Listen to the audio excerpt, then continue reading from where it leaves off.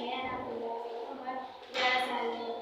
میں خدیجہ خالد high school میں پڑھتی ہوں۔ میرے مضمون کا عنوان علامہ اقبال ہے۔ اللہ تعالیٰ جب کسی کو ہم پڑھنے میں مدد کرتا ہے تو پھر اسے عظیم انسانوں سے نوازتا ہے۔ علامہ اقبال 9 نومبر 1870 کو سیالکوٹ میں پیدا ہوئے۔ آپ کے والد کا نام شیخ محمد تھا جو بڑے صوفی اور مقتدر بزرگ تھے۔ سیالکوٹ سے ایف.اے. کا امتحان پاس کرنے کے بعد علامہ اقبال لاہور چلے آئے۔ 1900 میں آپ قانون کی اعلیٰ تعلیم کے لیے انگلستان تشریف لے جرمنی میں فلسفہ میں پی.ایچ.ڈی. کی ڈگری حاصل کر کے پروفیسر ہونے کا اعزاز حاصل کیا۔ 1908 میں آپ واپس لوٹے اور آپ نے وکالت کے پیشے کو اپنا لیا۔ بڑے صغیر کے ناموں میں وکالت کی صحت میں ایک سوال نہیں تھا۔ اس زمانے میں معزز تھے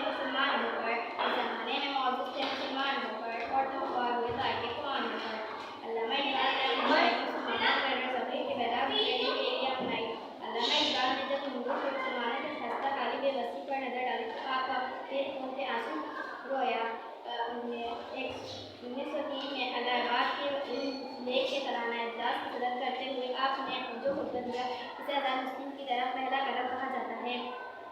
قائد اعظم نے ایسی تصور کو عملی شکل کا اختیار کرنے کے لیے کوششیں کی اور ہندو کے مسلمانوں کو 14 اگست 1937 کو شہر مشرق کے خواب کو تعمیر پاکستان کی صورت میں ملی۔ خیاباں میں ہے مدد اللہ بخشے، خیاباں میں ہے مدد اللہ بخشے، قبر